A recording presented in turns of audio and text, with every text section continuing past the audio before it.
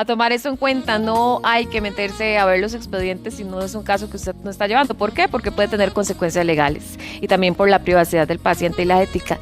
Vamos a conversar a continuación acerca de la depresión y el dolor, porque son temas que están íntimamente relacionados. ¿Por qué? A ver, si usted tiene un dolor constante, le va a afectar emocionalmente y por el contrario, si tiene depresión, va a tolerar menos el dolor. Tenemos al doctor Manfred Brilli, que hoy nos acompaña y nos explica esa conexión, doctor, y también cómo se puede tratar. Pero primero, ¿cuál es el vínculo entre el dolor y la depresión? Claro, bueno, muchas gracias por tenerme aquí. Son íntimamente relacionados en realidad. ¿Son íntimos amigos? Son íntimos amigos, exactamente. ¿Por qué? Porque, bueno, como lo dijiste bastante claro, ¿verdad? En realidad, digamos, una persona con dolor pasa por varias fases, digamos, de su dolor propiamente, por decirlo de cierta manera. Le afecta su estilo de vida, le afecta su calidad de sueño, le afecta sus relaciones interpersonales en algunos casos. Entonces, todo esto puede llevar a una cascada descendiente de su estado de ánimo, claro, y puede caer en una depresión fácilmente, ¿verdad? Hay personas que viven con dolor por meses, por años, y que básicamente el dolor es su enemigo de confianza, siempre está ahí y no se va. Correcto. ¿Cómo puede afectarle esto a una persona? El famoso mono, como dicen. Pues sí, el diablillo hablando. Exactamente, sí, tal cual. Pues sí, efectivamente, en realidad, las personas que pasan con dolor crónico constante, en realidad, digamos, se les afecta a todos sus estratos sociales de vida. El estrato social, el estrato laboral, el estrato personal, dejan de hacer, digamos, las cosas que todo el mundo tiene, sus hobbies, sus maneras, digamos, de sacar todo el estrés que, especialmente en esta época que se maneja mucho estrés, y dejan de hacer todas estas actividades, ¿verdad? Entonces, claramente, el dolor es un círculo vicioso que lleva, digamos, no solamente a la parte física, a la manifestación del dolor, sino a una manifestación psicológica de lo que es la ansiedad, la depresión y todo este tipo de cosas que se atan a estos círculos. Los seres humanos somos acción, reacción, ¿verdad? Acción y reacción, de una vez. Pero ¿cómo se alteran estas respuestas al estrés? Hablemos de la frustración, de los cambios del sueño, del cansancio extremo, siempre. Bueno, dicen, efectivamente, yo creo que todos podemos coincidir que la pandemia del siglo XXI es el estrés, sí, ¿verdad? Y lamentablemente lo normalizamos en nuestra vida diaria. O sea, solamente ayer duré 3 horas llegando a la casa. Dígamelo a mí. Uy, ayer estaba loco, ¿verdad? Exactamente. Entonces, todo este estrés que vamos cargando y vamos acumulando en el día a día se va, digamos, manifestando antes de que uno se dé cuenta. Dolor de cabeza, dolor de espalda, articulaciones, falta de sueño, vamos a lo mismo, ¿verdad? Como estamos, si vos ves, estamos tocando casi que lo mismo, ¿verdad? Falta de sueño, fogginess, lo que dicen uno, que no piensa bien, todo eso, digamos, está exacerbado precisamente por el estrés. Usted mencionó el dolor de espalda y el dolor de cabeza. Hay gente que vive con esos males todo el tiempo. ¿Eso puede ser un signo de depresión? Sí, pues sí, en realidad, vamos a ver. El dolor de cabeza y el dolor de espalda, digamos, por sí solos, es algo, digamos, banal. Una molestia. Es una molestia, correcto. Lo que pasa es que hay que hacer un buen análisis clínico médico para poder determinar específicamente qué es lo que está provocando esta molestia. Parte importante del estudio, digamos, es hace cuánto le está teniendo el paciente este dolor, qué tipo de dolor está teniendo, qué ha tomado, qué ha hecho, en qué momento le provoca el dolor, digamos, ese tipo de cosas, si hay, digamos, algún medicamento algún alimento que se lo exacerbe, está atado a alguna actividad que usted hace constantemente, digamos, diariamente. Todo esto nos da, digamos, herramientas que nos permite hacer un análisis y una anamnesis clínica, digamos, correcta y adecuada para poder determinar específicamente qué es lo que está provocando el dolor y cómo tratarlo. Pero sí, definitivamente, digamos, uno no puede decir qué vino primero, el huevo o la gallina, como dicen, ¿verdad? Muchas veces es la depresión que provoca el dolor de cabeza o el dolor de cabeza que provoca la depresión, o viceversa, o igualmente con el dolor de espalda. ¿Cómo debe ser el manejo de las emociones? Hablemos de personas que tienen diabetes, que están pasando por un proceso de cáncer o una enfermedad cardíaca, que tal vez se les imposibilita poder hacer ejercicio y despejarse un rato. ¿Cómo lo manejan? Bueno, increíblemente, en realidad, después de la pandemia, las enfermedades o la sintomatología psicológica se ha exacerbado. O sea, después de la pandemia o durante la pandemia hemos visto picos e incrementos en personas con ansiedad, personas con depresión, personas con problemas, digamos, psicológicos, y gracias a ello han salido un montón de herramientas que nos permiten, digamos, trabajar en esos aspectos de la vida. Esto, digamos, se puede catalogar como una de esas herramientas que nos permite trabajar, digamos, eso. Bueno, entonces vamos a conocer, adelante doctor, por favor, pase por acá, vamos a conocer a Adrián y Guillermo que están listos con nosotros y también la herramienta de la que nos habla el doctor. ¿Cómo están? Buenos días. Hola. ¿De qué se trata esto? Bien. Riquísimo, dice que siente. ¿De qué se trata este aparato? Bueno, básicamente esta máquina se llama ExoMind. ExoMind es una herramienta que trabaja con terapia magnética transcranial. La terapia magnética transcranial lleva 30 años de existir, más de 30 años en realidad, y ya tiene amplia evidencia científica en un montón de enfermedades y patologías, especialmente en la parte, digamos, psicológica, ansiedad, depresión, manejo del dolor agudo y crónico. Se puede usar en trastornos obsesivos compulsivos, se puede usar en el insomnio, en atracones alimenticios. O sea, es muy versátil la herramienta. Doctor, ¿esa terapia tiene que ser complementaria con otras cosas? Por ejemplo, si una persona está tomando fármacos para la depresión o si está también en un proceso de diabetes, como lo estábamos comentando ahora. Pues sí. Idealmente, en realidad, digamos, esto es básicamente lo que nosotros decimos un potenciador de tratamiento previo. ¿Por qué? Porque aquí lo que estamos haciendo, digamos, a través de esa máquina estamos produciendo unos campos electromagnéticos intracraneales que lo que hace es que estimulan la circulación sanguínea en el cerebro, fomentan digamos, la captación de neurotransmisores, y si tenemos medicamentos que más bien nos hacen eso de antemano, entonces potenciamos el efecto de todos estos tratamientos previos. Ok. ¿Él está sintiendo algo acá en particular? En realidad lo único que está sintiendo en estos momentos es como tapsitos en la cabeza. ¿Cómo qué? ¿Como toquecitos? Como toquecitos, tal cual. ¿Como algo eléctrico? Más o menos. Más o menos. Es literal para que se le suba la sangre a la cabeza. Un poquitito. Okay. Sí. ¿Qué es lo que está sucediendo acá? Aquí, ¿qué es lo que está pasando? Aquí lo que estamos midiendo es, bueno, primero todo, la duración del tratamiento. Dura aproximadamente entre 20 y 30 minutos, dependiendo del protocolo que estemos usando y dependiendo de la patología que estemos tratando, ¿verdad? Tenemos protocolos específicos para el dolor, tenemos protocolos específicos para el tema, digamos, de wellness como tal, insomnio, como te estaba diciendo anteriormente, y tenemos protocolos específicos para trastornos depresivos mayores, y para enfermedades un poquitito, digamos, de índole un poco más psiquiátrico serio, por decirlo de esta manera. Ve el caso de doña Vanessa, ella nos está escribiendo porque tiene 6 meses con un dolor de estómago, gastritis, siente que se va a volver loca, así lo explica ella, no duerme nada. ¿Este tipo de tratamiento le podría ayudar y cómo? Perfectamente, en realidad. Al final del día, vamos a ver, ella está tocando un tema puntual que estuvimos hablando del círculo vicioso entre la sintomatología física, digamos, que es en el caso de ella gastritis, y la parte psicológica. La gastritis no le permite dormir. Entonces hay que atacar los 2 puntos.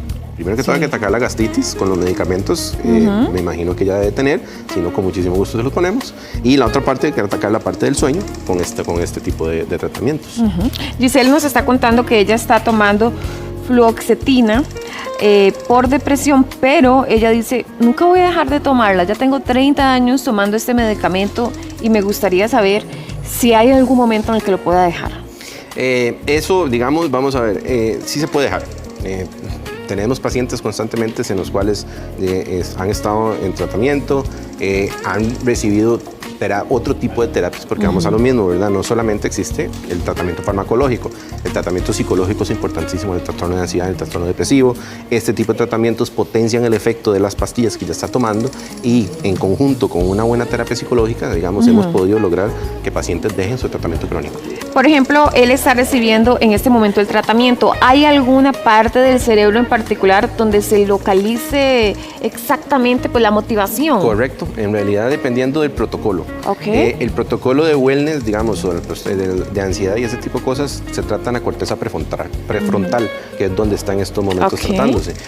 Los otros protocolos de dolor se tratan en la corteza motora primaria. ¿Dónde queda? Esa queda casi básicamente en el centro del cráneo. Pero varía la manera en que se regula la máquina. Varía la intensidad del campo electromagnético y varía la posición. Muy bien. Pensemos, por ejemplo, en el caso de Laura, que tiene una platina y también padece de fibromialgia. Dice que ella pasa con muchísimo dolor. Si ella se hace este tratamiento, ¿en qué parte de la cabeza tendría que hacérselo? Una platina en dónde, pues eso es cosa importante. En el pie. En el pie, eso no hay ningún problema, digamos, siempre y cuando no haya, digamos, implantes o algo cerca del transductor, se puede utilizar perfectamente. Con la fibromialgia vamos a lo mismo, ¿verdad? La fibromialgia es una patología, digamos, multifocal, con múltiples tratamientos. Usualmente los pacientes pasan por varias fases de tratamiento, varios tipos de moléculas y todo eso, digamos, obviamente lleva un precio psicológico alto, ¿verdad? Entonces, esto claramente podría ayudarle tanto en la parte del dolor, el manejo del dolor de la fibromialgia, como en la parte, digamos, psicológica de la patología. Lady nos cuenta que ella pasa con mucho cansancio. Pregunta si esto podría ayudarle y cuántas sesiones necesita. Pues claramente sí, podría ayudarle, porque primero que todo estamos trabajando la parte del sueño. Okay. Mira, yo creo que Guillermo se está quedando oro. Es que es muy rico, la verdad. Usualmente para ella, usualmente lo que trabajamos son 6 sesiones, 2 sesiones por semana, durante 3 semanas. Don Oscar está preguntando por la mamá porque ella es diabética, es hipertensa, tipo 2 y quiere saber, nos saludan por cierto desde Cotobruz, un saludo para toda la gente de la zona sur, y nos pregunta si esto puede ayudar con ese tipo de enfermedades. Claro, también, ¿verdad? Vamos a ver. Usualmente las personas con diabetes de larga data principalmente empiezan a tener problemas con dolor neuropático. Los nervios empiezan a desgastar por la diabetes propiamente, entonces empiezan a aparecer o falta de, digamos, de sensibilidad, o más bien la otra parte, la otra cara de la moneda, que es dolor crónico. Entonces, claramente, digamos, tenemos esa máquina efectivamente para ese tratamiento propio. Muy bien, doctor, muchísimas gracias, muy amable, gracias por acompañarnos, gracias también a su equipo, Guillermo, aquí lo dejamos para que se relaje. Continuamos, Charlene. Quédense con nosotros porque le vamos a hablar sobre medicamentos. Conforme va avanzando la edad, ustedes nos entenderán. Cada vez hay que tomar más pastillas. Que unas en ayuna, que otras a una hora específica. Que la cajita al pastillero. Que la cajita. Entonces, los farmacéuticos recomiendan, de hecho, Charlene, tener un pastillero para que la gente no se le olvide tomar sus medicamentos. Otra recomendación importante puede ser asociar las pastillas que usted tiene que tomar con el desayuno, con el almuerzo y con la cena. Pero vean, mejor para que nos instruya, con toda la propiedad del tema, tenemos a Zuli Muñoz, es doctora en farmacia. Bienvenida. Hoy usted nos va a orientar. Un placer. El placer es de nosotros. ¿Cómo debemos tomar los medicamentos para que estos efectos no se contrarresten, doctora? Bueno, es sumamente importante tener en cuenta, ¿verdad? Especialmente en los pacientes que son polimedicados, esto quiere decir son pacientes que toman más de 2 medicamentos, es importantísimo tener o contar con herramientas que les permitan tomar sus tratamientos de la forma adecuada y en las horas correctas, evitando en muchas ocasiones tomar medicamentos juntos que algunas veces van a tener algún tipo de interacción. ¿Sí afectan? Claro que sí. Sí, doctora, porque por ejemplo ahorita se me ocurre, la gente que padece de tiroides es tomarse la pastilla a una hora específica. Si usted se la toma media hora después, como que ya afecta, totalmente, por ejemplo. Totalmente. Por ejemplo, con la levotiroxina, que es el ejemplo que das, es importantísimo que se tome siempre 30 minutos antes del desayuno y con suficiente agua. ¿Todas las pastillas tienen una indicación? Claro que sí, es muy importante conocer la indicación correcta de cada medicamento. A veces ¿verdad? no nos preocupamos con eso. No nos preocupamos y muchas veces también, bueno, digamos, una persona que acude a una farmacia a comprar su tratamiento crónico, normalmente no se acostumbra a anotarle la indicación correcta a ese paciente, entonces por eso incurrimos en errores de medicación, que eso, por supuesto, nos va a dar como consecuencia que el medicamento muchas veces no nos haga la función farmacoterapéutica para lo que está hecho, ¿verdad? ¿Qué es lo que pasa, doctora, cuando no cumplimos con los horarios o se nos juntan pastillas que no nos tomamos a la hora que teníamos? Correcto, correcto. Por eso sí es muy importante, por ejemplo, utilizar alarmas en el teléfono. Es una herramienta que se puede usar. También podemos utilizar pastilleros. Doctora, vea, espere, porque en este momento hay movimiento en el aeropuerto Juan Santamaría. Parece que ya va a salir el avión que va a trasladar a Macho Coca hasta Estados Unidos. Es lo que estamos viendo, imágenes en vivo en este momento desde Base 2 a Alajuela, aeropuerto Juan Santamaría. Hay todo un dispositivo en este momento de personas y vemos gran movimiento de Charlene López. Parece que ya va a despegar el avión. Expectantes, los ojos de todo Costa Rica en el aeropuerto Juan Santamaría. Macho Coca, Gilbert Bell Hernández, bueno, alias Macho Coca, ¿verdad? Ya ha tenido varios giros judiciales importantes en Costa Rica, ahora lo reclaman. las autoridades de Estados Unidos por el proceso relacionado con tráfico internacional de cocaína. Según la investigación de la DEA, citada en el expediente de extradición, habría liderado una organización que operaba desde Costa Rica en los años 2022 y 2023. Vamos a hacer una cronología judicial. El 11 de octubre del 2024, Bell fue detenido en Costa Rica por el caso Petrocoke, relacionado con el presunto robo de combustible de Recope. El 5 de noviembre del 2025, la Fiscalía confirmó la solicitud de extradición presentada por Estados Unidos. El 9 de marzo del 2026, el Tribunal Penal de Limón rechazó inicialmente la entrega al considerar que la reforma constitucional no podía aplicarse a hechos anteriores a mayo del 2025. Pero el 2 de junio del 2026, un tribunal de apelación revocó parcialmente esa decisión y permitió continuar con la extradición. El 12 de junio, la causa costarricense por el presunto robo de combustible fue suspendida para eliminar el impedimento que mantenía diferida la entrega. El 31 de julio, Costa Rica recibió la nota diplomática con las garantías solicitadas a Estados Unidos. El 4 de agosto, el Tribunal Penal de Limón aceptó las garantías y autorizó la entrega inmediata. Y el 13 de agosto comenzó la ejecución material de la extradición, que es lo que estamos viendo en este momento. En este momento, esto, bueno, ojalá no pasaran ese tipo de cosas, pero es histórico, ¿no? Ajá, de hecho ahí al fondo vemos como algo, no sé si será ya vestido con el traje anaranjado o algo ahí al fondo, es lo que estamos viendo, ¿verdad? Parece como que en este momento ya está subiéndose al avión. Ajá. ¿Qué le atribuye a Estados Unidos? Se preguntan muchas personas. Bueno, la investigación de la DEA señala que Bel Fernández habría encabezado una estructura dedicada al acopio y distribución de grandes cantidades de cocaína desde Costa Rica hacia los Estados Unidos. Uno de los elementos más fuertes del expediente es que agentes encubiertos habrían tenido contacto con él en todo este proceso y según la acusación estadounidense, se habrían negociado el envío de 700 kilogramos de cocaína hacia Nueva York. La DEA habría registrado reuniones mediante audio y video. Todo esto para poder llegar a un proceso de juicio. Entonces sí, ahí estamos viendo cómo ya parece que lo están ingresando al avión, este avión que parece que va a hacer escala en Bahamas. Ese es el punto más importante de la situación actual, Diego. Este es el punto más importante porque es donde ya se lleva a cabo la extradición como tal y van a abandonar nuestro país para primero llegar a Bahamas y después a Nueva York, donde lo esperan autoridades estadounidenses para ser procesado a Gilberto Bell, alias Macho Coca. Bueno, en marzo del 2026, un tribunal penal de Limón había rechazado la extradición. Sin embargo, la Fiscalía apeló y en junio del 2026, el Tribunal de Apelación de Sentencia de Goicoechea revocó esa decisión y ordenó la extradición a Estados Unidos. Posteriormente, el Juzgado Penal de Limón suspendió temporalmente el proceso de Petrocoque relacionado con el presunto robo de combustible, precisamente para facilitar y acelerar este proceso de extradición. También es requerido por la Fiscalía del Distrito Sur de Nueva York, porque Estados Unidos sostiene que habría dirigido una organización dedicada al almacenamiento y envío de cocaína, que era lo que usted decía, Charlene, y que presuntamente negoció con agentes encubiertos el traslado de nada más ni nada menos de 700 kilos de droga. Bastante. Cocaína.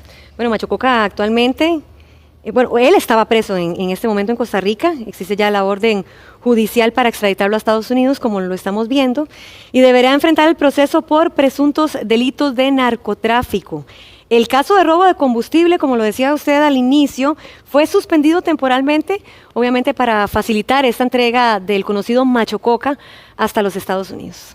Estados Unidos aseguró que Bell será procesado solamente por los hechos incluidos en la solicitud, que sus fiscales además no pedirán la pena de muerte ni tampoco cadena perpetua y que adoptarán las medidas necesarias para que una eventual pena de prisión no exceda los 50 años, porque eso es lo que establece la normativa costarricense. ¿Qué pasó con la organización? También se preguntan varios, ¿verdad? Las investigaciones estadounidenses describen una estructura de narcotráfico que movía cargamentos importantes de cocaína, escuchen bien, desde Sudamérica y utilizando a Costa Rica como parte de la ruta que iba hacia Norteamérica. En el caso específico de Macho Coca, la investigación estadounidense sostiene que él habría tenido un papel de liderazgo y que llegó a negociar, con agentes encubiertos, pues se dio esto de los 700 kilogramos de cocaína hasta Nueva York. Y también, en el caso de otras personas que ya fueron extraditadas como Pecho Rata. Pecho Rata, exactamente. Como Pecho Rata y también Celso Gamboa. Una vez en Nueva York, quedará bajo custodia federal y deberá comparecer ante el tribunal que tramita el caso. Las acusaciones deberán probarse durante el proceso judicial, que como vemos en Estados Unidos el proceso no es tan lento, digamos, como sucede en Costa Rica, pero igual es un proceso que va a requerir al menos unos 2 años, ¿verdad? Para que, tal vez menos, dependiendo de la justicia estadounidense, para que ellos conozcan su sentencia y qué va a pasar con ellos. Don Bel Fernández es un hombre de 62 años, Macho Coca. Es un empresario de Limón, a quien las autoridades costarricenses y estadounidenses vinculan con estas estructuras de narcotráfico. Estamos viendo todo este proceso, parece lento, pero bueno, ya viendo la hora se ha agilizado bastante. Justamente para que nos tenga más información a detalle, Fabián Mesa reporta en vivo desde el Aeropuerto Internacional Juan Santamaría. Adelante.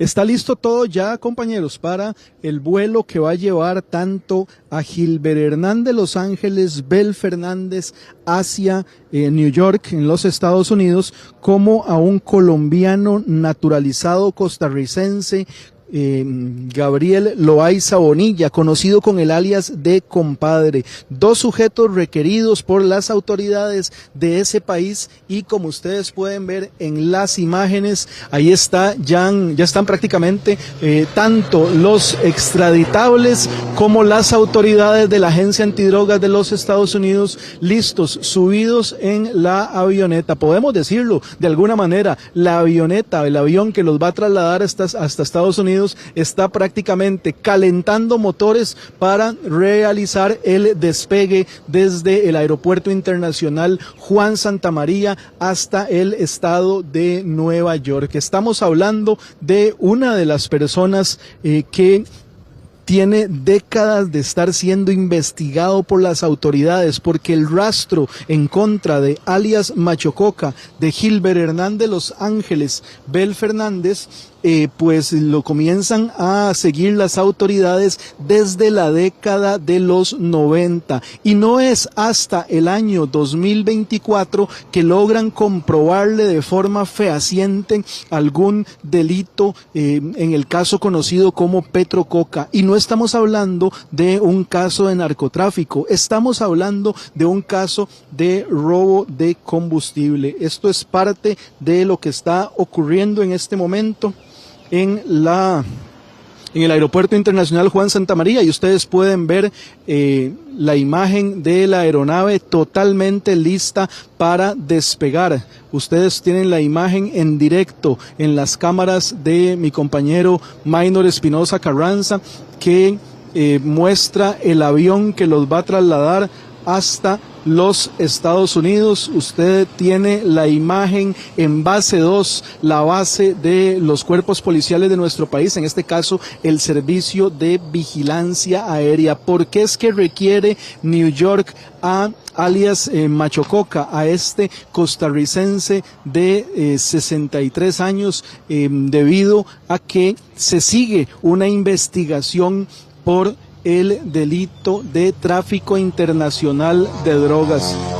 En este momento está despegando una aeronave, sin embargo, esa no es. Quizá pueden escuchar el sonido ambiente del despegue, sin embargo, esa no es la aeronave que se encuentra en este momento. Los 2 extraditables costarricenses, es otra la aeronave, es la que está en tierra todavía, la que está haciendo todos los la previa para realizar el despegue. Es importante indicar que agentes encubiertos de la Agencia Antidrogas de los Estados Unidos está en este momento realizando la extradición. Son agentes de la DEA en este momento los que se encuentran dentro de la aeronave con los 2 extraditables. Vamos en este momento a tener contacto con nuestro compañero Roberto Brenes, que tiene información también en el set de Noticias Repretel, para que nos brinde más detalles y para entrar en contexto con lo que está ocurriendo en este momento. Son minutos lo que faltan nada más para la extradición de otros 2 costarricenses, uno de ellos nacionalizado, uno de ellos colombiano, conocido como compadre, y un viejo conocido de las autoridades nacionales, Gilbert Hernán de Los Ángeles Bel Fernández, conocido como Macho Coca. En este momento ustedes pueden ver que la aeronave ya se está moviendo, la aeronave ya en este momento está echando para atrás, está en este momento realizando los primeros movimientos, lo estamos viendo en el hangar muy cerca de base 2 del Servicio de Vigilancia Aérea, donde está fuertemente escoltada también por agentes del organismo de investigación judicial, de la Policía Penitenciaria y de diferentes unidades especiales del Ministerio de Seguridad Pública para realizar ya el despegue. Es cuestión de minutos lo que falta para realizar este vuelo hacia los Estados Unidos con 2 costarricenses más. Recordemos que ya anteriormente se ha extraditado hacia Texas a el exmagistrado Celso Gamboa y también al sujeto conocido como Pecho de Rata, pero además de eso ya este sería el 5º extraditado, porque un sujeto de la zona sur de nuestro país, conocido con el alias de John Cadenas, también fue extraditado hacia ese país, y ya solo queda esperar esta tercera extradición de nacionales luego de que se aprobara en el año 2025 la reforma constitucional, la Carta Magna, que daba la luz verde para que nacionales, personas costarricenses, fueran a enfrentar la justicia a otros países. Estamos hablando de personas nacionales detenidas en suelo nacional, porque eso antes del año 2025 no se podía realizar, y también generaba un portillo para que personas de otras nacionalidades vinieran al país, para que personas se escondieran en Costa Rica, precisamente se nacionalizaran y aprovecharan esa imposibilidad de la extradición para permanecer en nuestro país, escondidos de autoridades de otras naciones, y no pudieran ser extraditados. Hemos incluso indicado que muchos de ellos aprovechaban ese portillo, incluso fingían matrimonios con personas incluso de condición de calle, y de esta manera, aprovechando notarios inescrupulosos, obtenían la nacionalidad costarricense. Y es importante indicar que además de Macho Coca, este colombiano que está siendo extraditado hoy, conocido como compadre, y que está vinculado a un caso de tráfico internacional de drogas, de cocaína líquida, pues es parte de esos que aprovecharon el portillo para quedarse en Costa Rica y no ser extraditados. Importante indicar también que la investigación en contra de Macho Coca por parte de los Estados Unidos, se hace la solicitud de extradición en el año 2025, luego de que el 11 de octubre del 2024 Bel fuera detenido en la operación Petrococa, que, como les estábamos contando, tiene que ver con robo de combustible y no de narcotráfico, pero ya se encontraba detenido en la celda de máxima seguridad. Momento en el cual la aeronave, como ustedes pueden ver, ya se está moviendo de frente, ya está la aeronave enrumbándose hacia la pista principal de la principal terminal aérea de nuestro país, el Aeropuerto Internacional Juan Santamaría. En esa avioneta, en esa aeronave que ustedes pueden ver en imágenes en directo, se encuentran dentro tanto alias Macho Coca como alias Compadre, escoltados por agentes de la DEA, que van a llevarlos hacia Nueva York. Ahí está la imagen del momento específico en el cual se está realizando la extradición, el vuelo. Sin embargo, importante indicar que mientras se encuentre en el espacio aéreo costarricense esa aeronave, el operativo de seguridad continuará en las inmediaciones y también dentro de la principal base aérea costarricense. ¿Por qué? Porque si el avión tiene un desperfecto y por alguna razón debe regresar a tierra, el operativo debe mantenerse debe mantenerse. Es un avión de la DEA, es una aeronave que tienen esta agencia antidrogas de los Estados Unidos para realizar extradiciones de personas en Centroamérica, en Suramérica, y llevarlos a que enfrenten a las autoridades. Usted está viendo el momento en el cual ya se enrumba hacia la pista esta aeronave de la DEA, que vemos la matrícula en este momento, logramos ver que es November 3875 Charlie. Esa es la matrícula de la DEA, que en cuestión de unas 4 o 5 horas ya estaría llegando hacia Nueva York, porque el distrito este de ese estado de los Estados Unidos es el que requiere la extradición de alias Macho Coca. Extradición que no fue fácil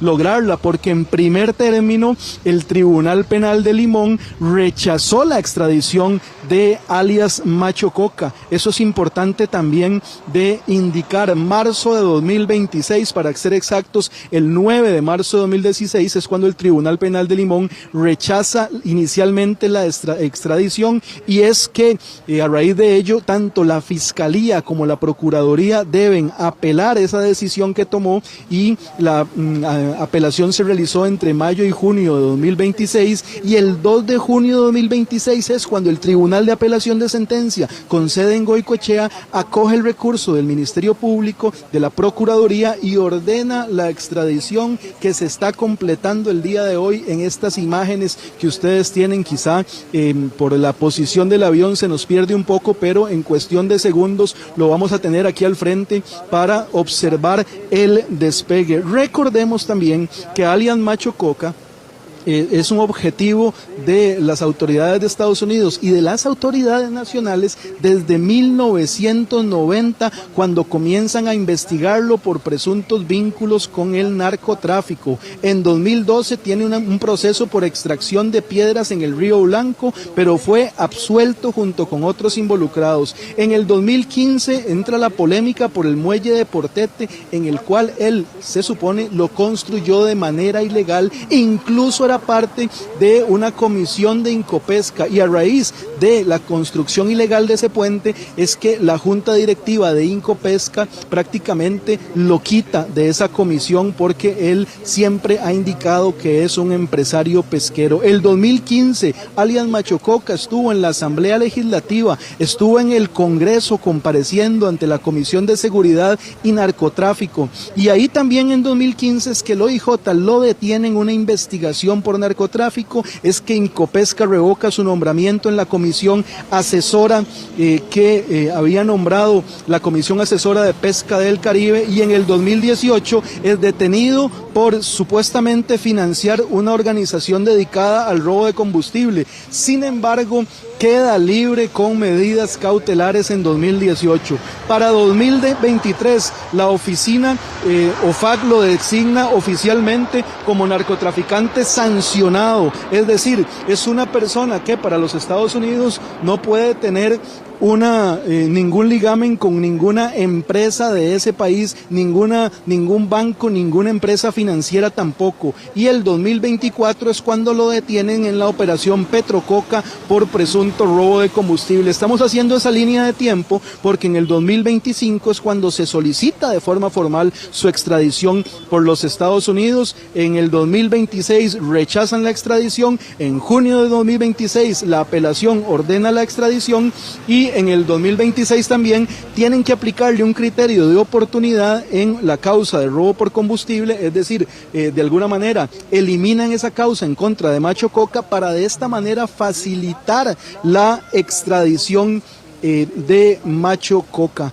Es parte de de lo que se ha investigado esta persona, que además, algo importante, es el primer objetivo, el primer costarricense objetivo de la DEA en toda la historia de nuestro país. Eso es parte de la línea de tiempo que tenemos en relación con alias Macho Coca, que en este momento, como ustedes pueden ver, el avión se encuentra listo, se encuentra ya enfilado para recorrer el asfalto, para recorrer la pista del Aeropuerto Internacional Juan Santamaría. Ahí vemos cómo ya está a punto de despegar la aeronave de la DEA que lleva a alias Macho Coca y también al colombiano conocido como Compadre. Está pasando en este momento frente a nosotros, imagen que usted está viendo aquí por la señal de Repretel.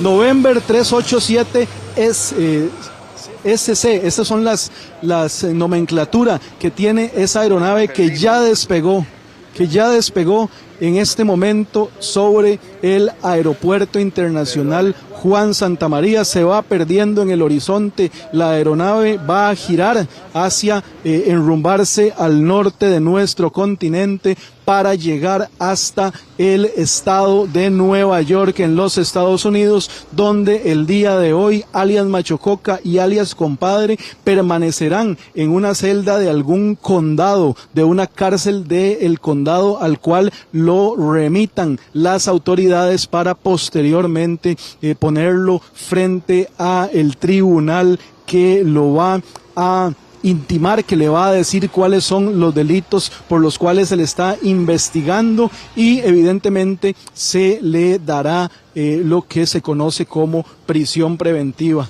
Es parte de lo que está ocurriendo. Cielo gris sobre Alajuela, cielo gris sobre nuestra capital, y ahí va ya el avión que transporta a alias Macho Coca y a alias Compadre. Todos los detalles, no se los pierda, 11:55 de la mañana por Noticias Repretel. De esta manera estamos cerrando esta transmisión que llevamos desde muy temprano con el traslado desde máxima seguridad, imágenes exclusivas que ustedes vieron solo por Noticias Repretel, y a las 11:55 traeremos todos los detalles al respecto.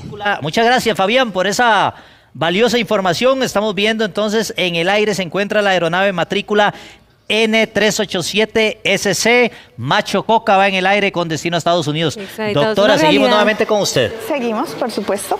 Yo estaba hablándoles de lo que era el pastillero, pero sí es muy importante recalcar y decirle a los televidentes que no deben sacar los medicamentos de su empaque original. Entonces, cuando utilizan un pastillero, es importantísimo que lo recorten. Dejarlo así. Dejarlo así, ok, lo entonces cortan así como... uno corta como el cabito, digamos. El blistercito lo Como aquí. corta en individual y lo mete dentro del pastillero. ¿Por qué? Porque existen factores ambientales que pueden alterar la eficacia del medicamento, ¿verdad? Entonces, como la humedad. ¿Se imaginan paciente planificar, doctora? Aunque sea unos segundos, doctora, que usted lo saque para meterlo.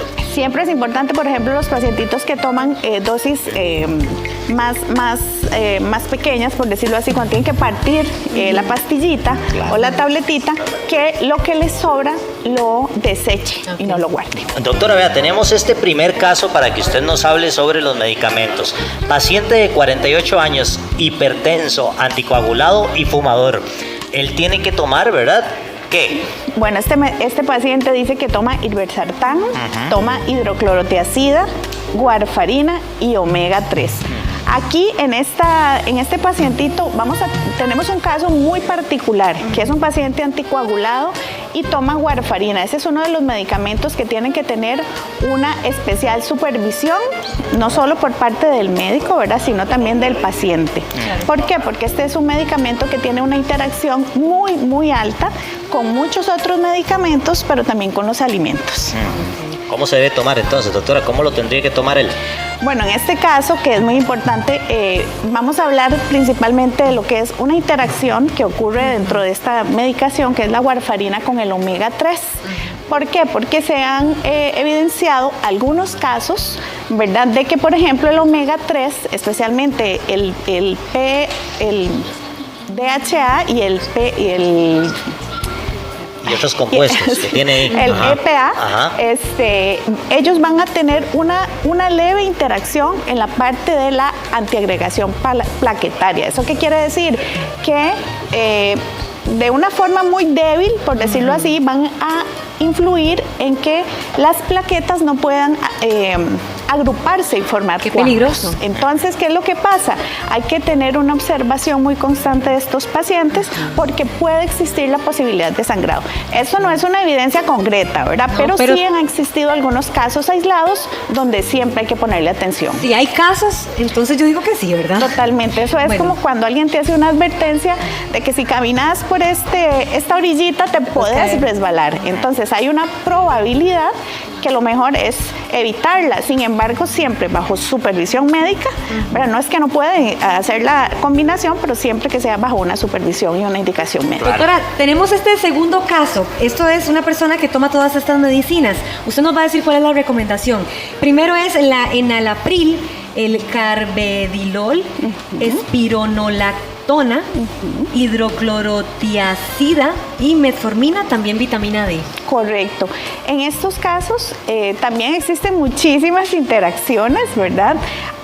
Sí cabe recalcar, ¿verdad? Como hay interacciones perjudiciales, hay interacciones que son beneficiosas. Tenemos un caso que este es un paciente con insuficiencia cardíaca donde es muy necesario hacer ciertas combinaciones. Que, por ejemplo, el enalapril con la espironolactona, ¿verdad? Hacen una asociación que es antihipertensiva, aunque tienen mecanismos de acción diferentes, ¿verdad? Sin embargo, van a trabajar en insuficiencia cardíaca específicamente a favor de lo que es el bienestar, por decirlo así, o la recuperación de la enfermedad. Sí es importante recalcar que en estos casos es muy importante que siempre tengan una supervisión en lo que es la parte de la... ¿cómo se dice? La recomendación, tal vez la receta.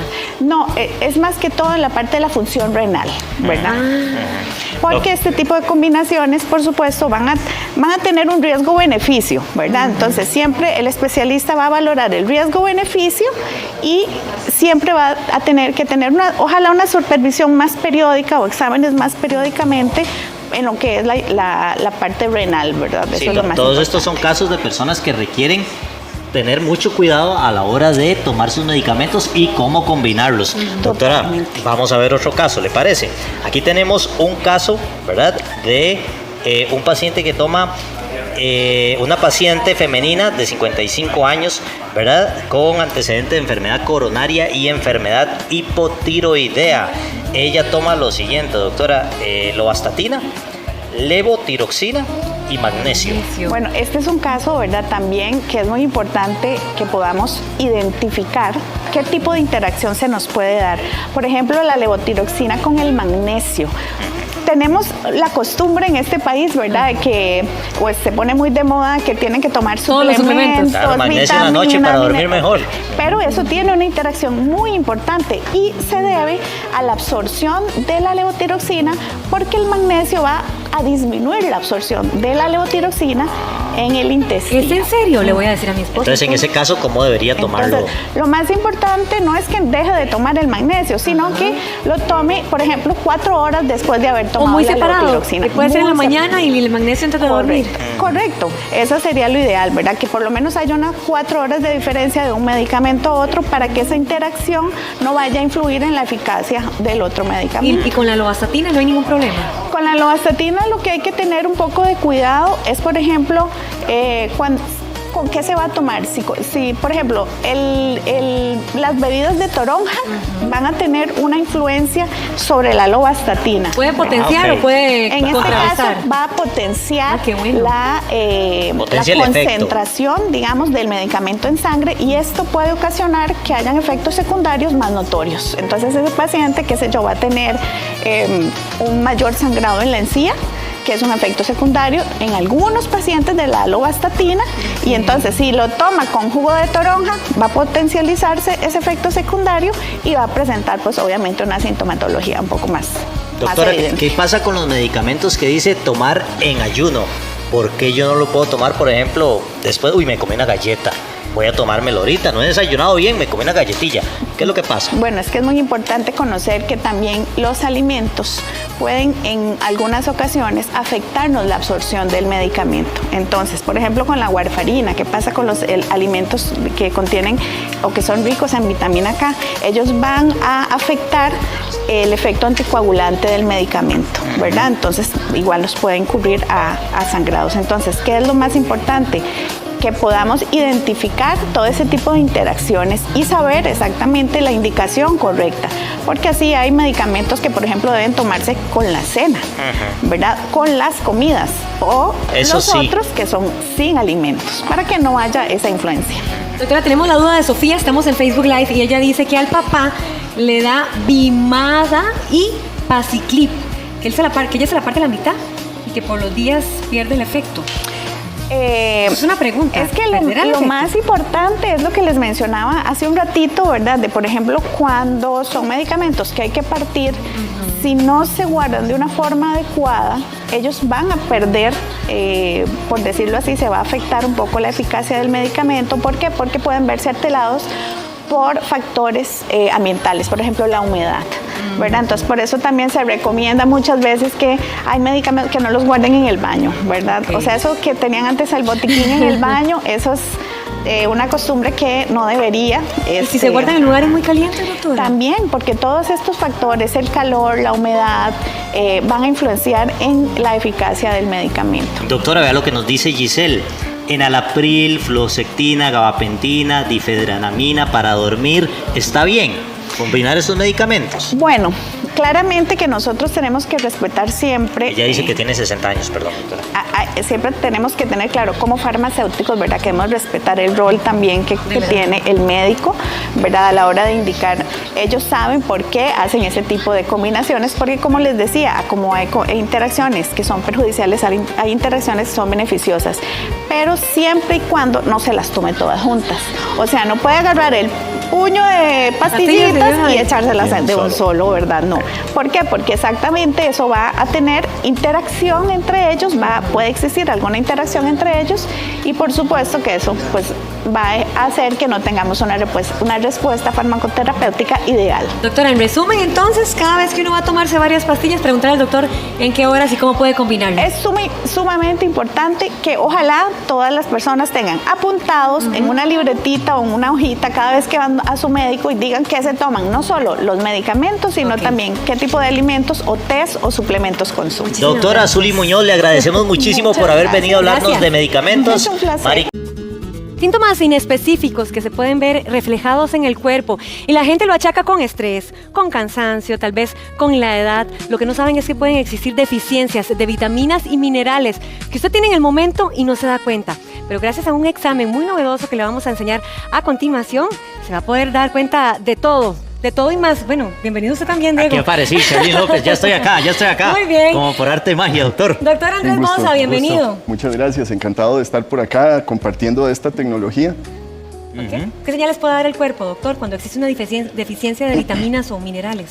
Bueno, es una excelente pregunta. Generalmente podemos encontrar síntomas inespecíficos, como decías, calambres, hormigueos, síntomas gastrointestinales, entre otras cosas que son inespecíficos porque los puede dar cualquier otra enfermedad, como alteraciones tiroideas, infecciones. Por eso es importante crear un mapa inicial con las herramientas que tenemos actualmente disponibles. De hecho, existe esa prueba, doctor. ¿Y qué es lo que busca? Que en los minerales y todo esto, ¿qué es lo que busca esta prueba? Bueno, con esta prueba básicamente lo que hacemos es medimos con longitudes de onda o espectrofotometría a nivel de los tejidos cómo interactúan estas ondas de luz con las células y los tejidos para determinar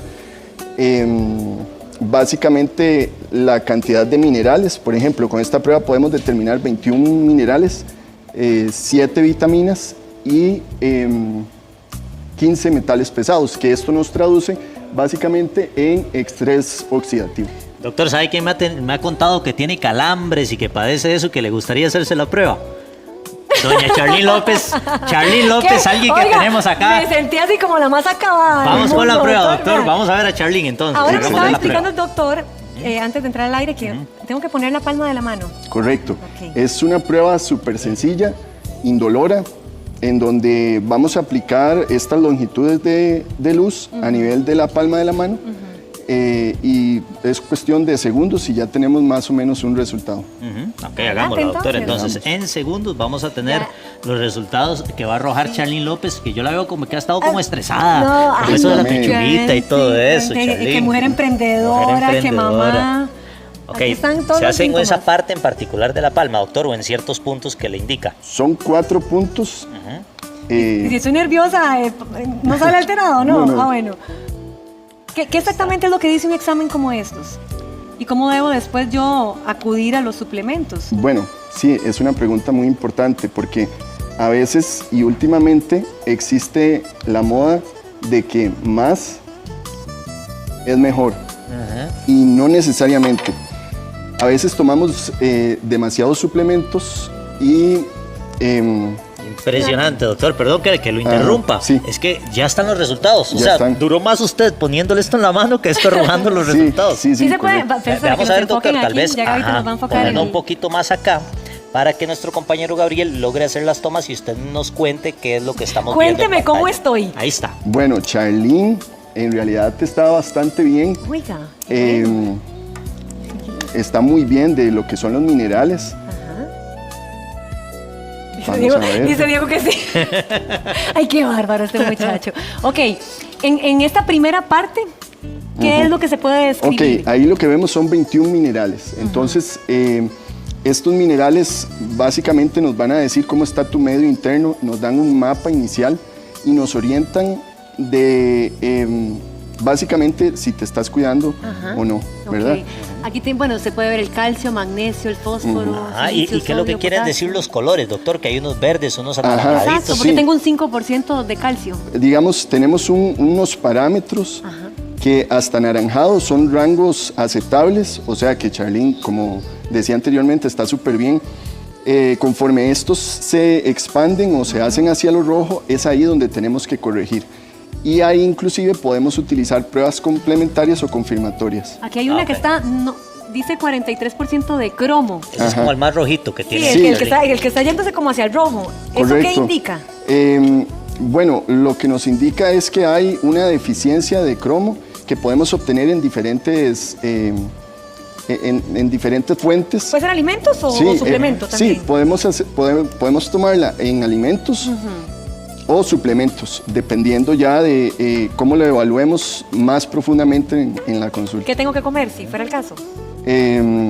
Bueno, hay muchos, aquí tenemos unos ejemplos. A ver. Ok, Ay, Dios ella mío. misma le da las pero recomendaciones esto es de es de como lo una que nave puede espacial, doctor. complementarse. Sí, claro. Increíble. La mejor fuente de cromo es la levadura de cerveza. Oiga, Charlene, ya.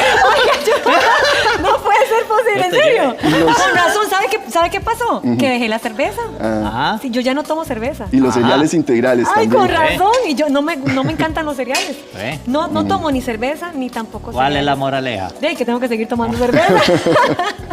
No, un poquito, Ay, siempre bueno, lo responsable. Pero a ¿no, ver, doctor? Lo tiene que ser, bueno, ok, poca cerveza, digamos que cereales.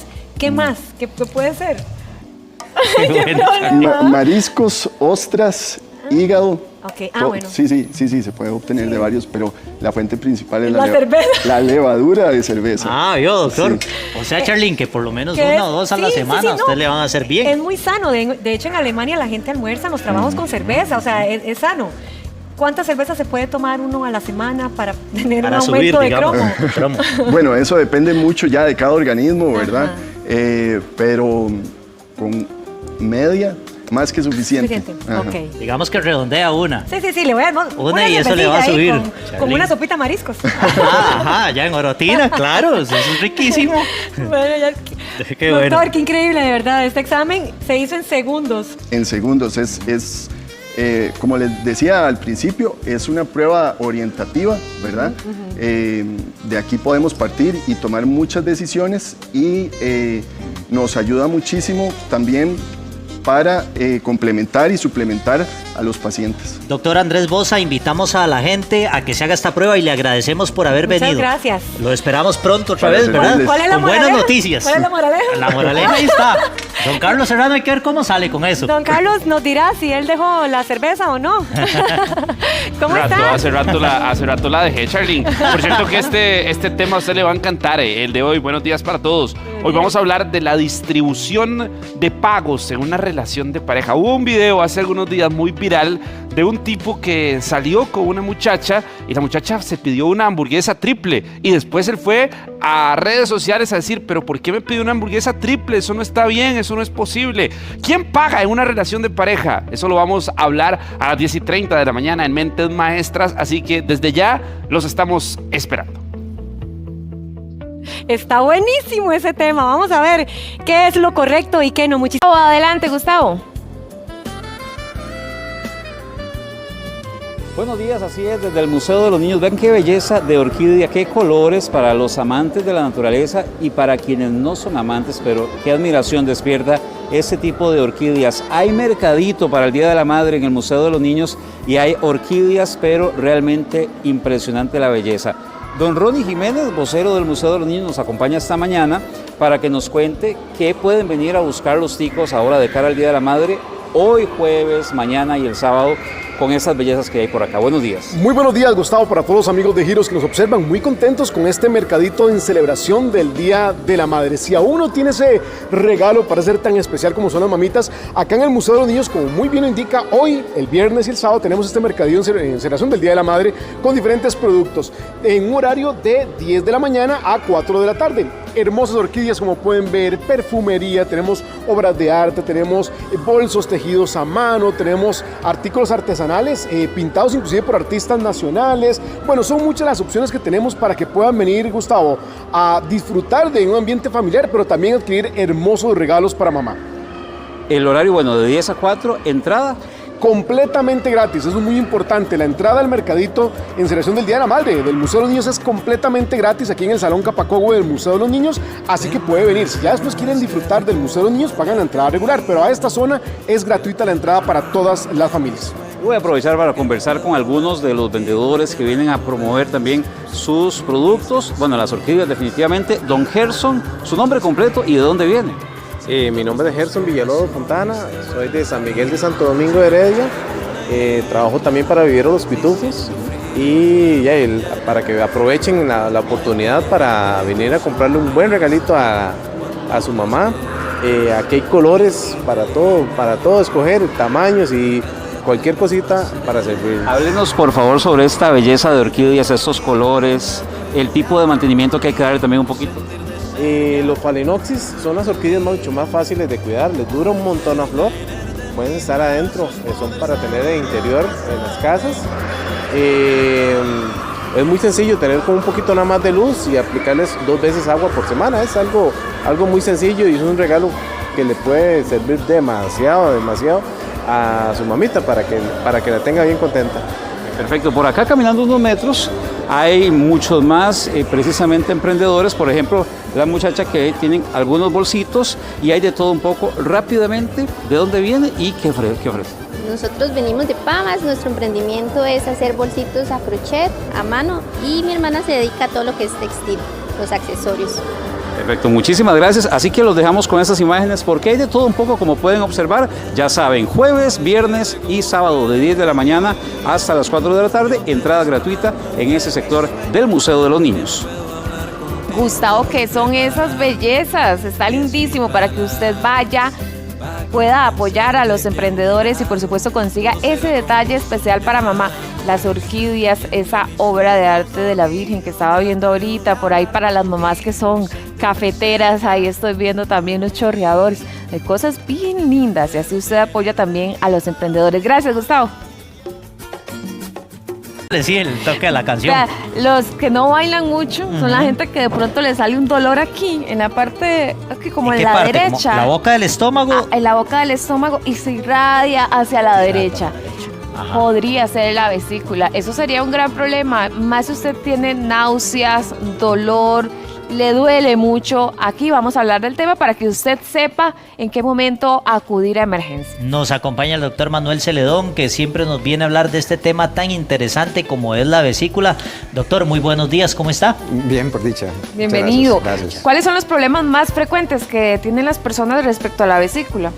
Pues uno de los principales problemas que tienen son las piedras en la vesícula. Desafortunadamente, la vesícula, al tener una bilis que es concentrada y a veces se concentra más, a veces se mueve poco la vesícula, entonces a veces se puede cristalizar y entonces se hacen piedras. Y esas piedritas pueden causar un montón de problemas. Doctor, ¿y cómo reconocemos un problema en la vesícula? Primero, ¿dónde está en el cuerpo y cómo lo reconocemos? Ok, la vesícula, como pueden ver aquí en la imagen, está como adherida al hígado, está pegada a la parte inferior del hígado, está drenando al tubito de la bilis, que se llama el colédoco, pero es una palabra muy complicada, pero la idea es que sirve como un reservorio de bilis. Para eso funciona la vesícula, para que cuando uno come mucha grasa, pues uno pueda absorber esa grasa. Entonces, pues es básicamente un asunto para que uno pueda aprovechar esa energía que uno le entra. Para eso es.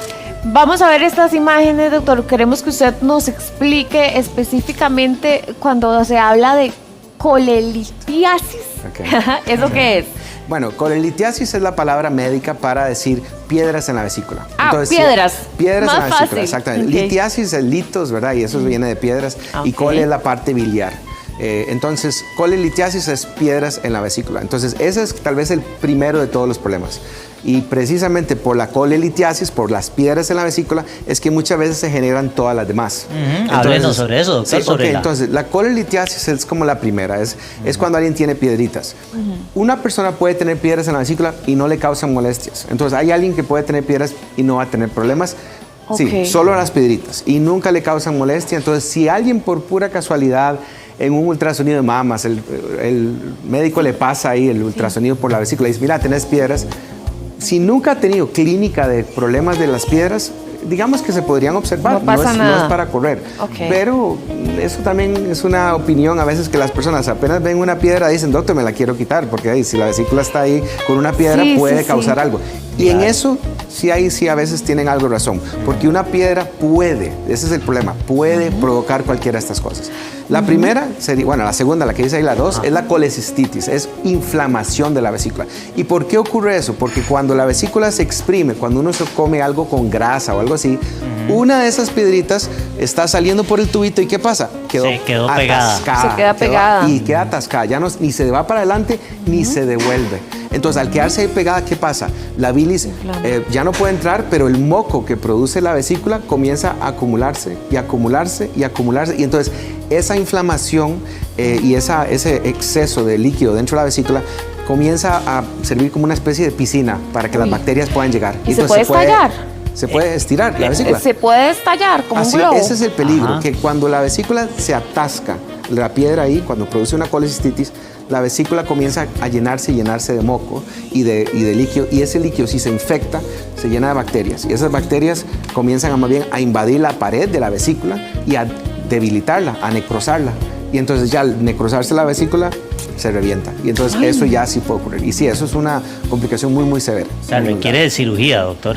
No, completamente. Una persona que tiene una perforación de la vesícula, en casos selectos donde la persona tal vez el cuerpo lo logra contener ahí con los otros intestinos que hacen como bulto para tratar de contener el pus que no se salga, puede ser que no se opere, pero la gran mayoría de las personas que se les perfora la vesícula se terminan operando y además de eso es muy grave, es muy grave. ¿Qué pasa si el cálculo no está pasando por ese conducto, sino por el que va más hacia acá? Sí, ¿Cuál es el procedimiento aquí? Eso es mucho más, eso es otra patología completamente diferente. Y ahora qué interesante porque si alguien tiene solo piedra en la vesícula y la colecistitis, eso es vesícula, eso es cirugía. Pero si a alguien ya la piedra se le pasó por el tubito y ya se atasca en el conducto de la bilis, eso ya obstruye la bilis que le sale del cuerpo a uno. Entonces ahí es donde la persona se pone amarilla. Entonces un ataque de vesícula, normalmente la persona no se pone amarilla, pero cuando las piedras se salen y se atascan en el tubito de la bilis, que se llama el colédoco, por eso se llama coledocolitiasis, entonces en ese momento ya ahí sí la bilis se acumula en el hígado y la persona se pone amarilla. ¿Esas ramas para dónde van? Esas dos ramitas que van arriba van para el hígado. Ah, una es por la eso derecha es. y una a la izquierda. O sea, tapa la principal. Tapa la principal. Esto es como que alguien choque en la ruta 1. Algo así. Tapa todo. Sí. Ok. Básicamente sí, exactamente. En la intersección presas. más importante, ahí es donde se quedó la La que no piedra. supera las presas. Sí, sí, sí, sí. Ok. Doctor, ahora, ya que usted está por acá, vamos a aprovechar para hacerle la pregunta de Ale. Nos dice, me realizaron un ultrasonido y me salió el hígado graso, dice que 1, y el hígado de un tamaño de 220 milímetros. Dice que le duele mucho, que qué puede tomar. Pues si la persona tiene el hígado graso, muchas veces la persona puede hacer cambios en la dieta para tratar de controlar un poco la ingesta de grasas, controlar el peso, y eso muchas veces puede ayudar. El hígado graso per se puede producir en unas personas dolor, en otras personas no produce nada. Entonces aquí lo importante es como confirmar si es el hígado que le está produciendo el dolor a la paciente. El problema del hígado graso es que un hígado que está graso crónicamente tiene el peligro de que hace una hepatitis como crónica, y esas hepatitis crónicas eventualmente producen cirrosis. Entonces una persona que tiene hígado graso eventualmente hace una hepatitis no alcohólica que se llama, y eventualmente hacen cirrosis, y entonces eso es muy grave. Entonces lo ideal es tratar de controlarlo joven, si se puede.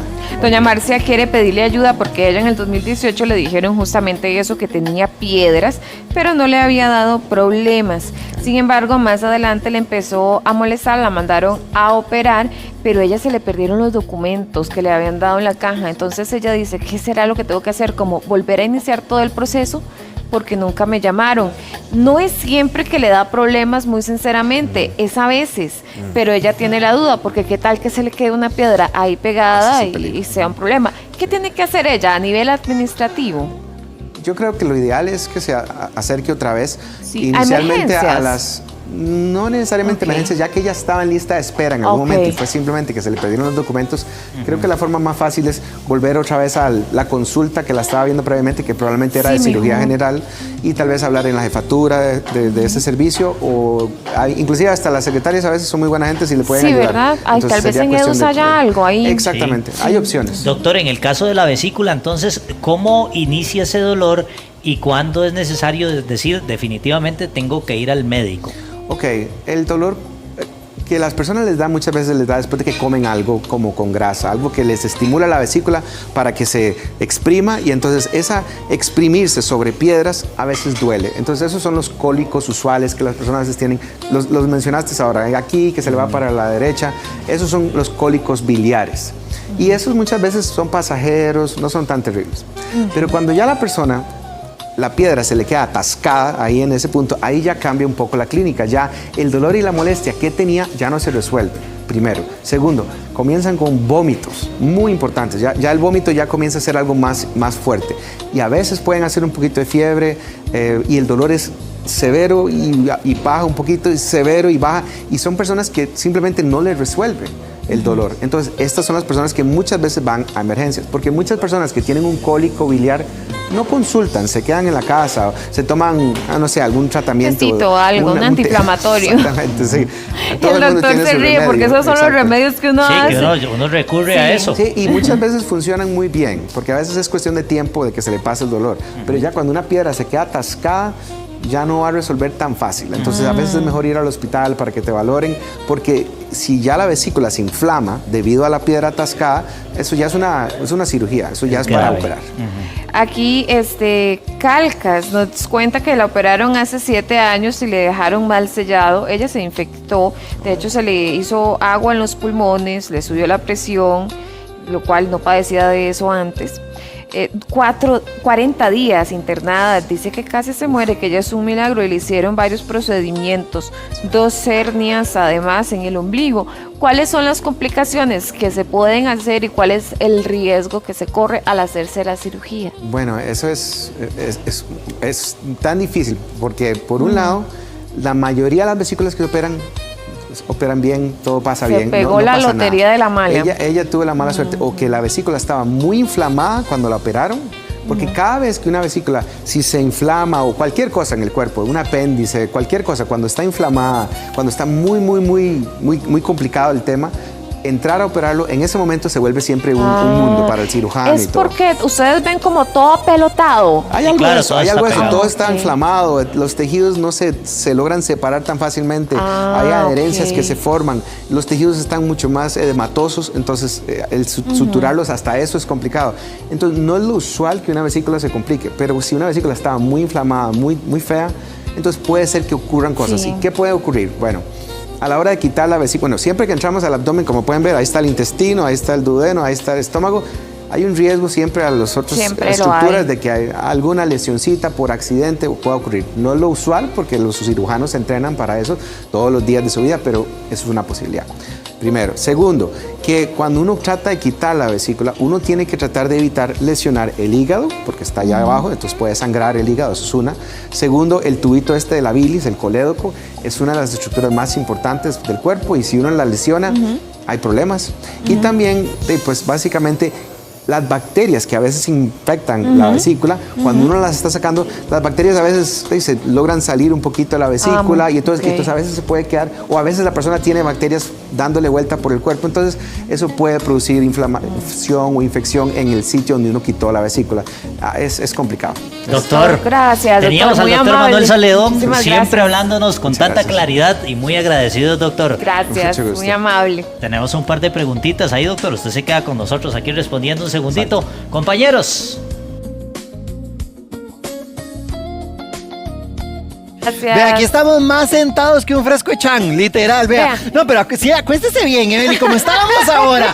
Vea, está muy recatada, está muy recatada. Evelyn estaba así, toda linda. Vean Una qué rico. belleza. Evelyn, hablemos de estos muebles tan bonitos. Por ejemplo, ¿para qué tipo de áreas podríamos poner los puffs que son realmente muy cómodos? Los puffs son una excelente opción para llevar la comodidad del interior al exterior, a nuestras terrazas y, ¿por qué no, en áreas de nuestra sala de TV, por ejemplo?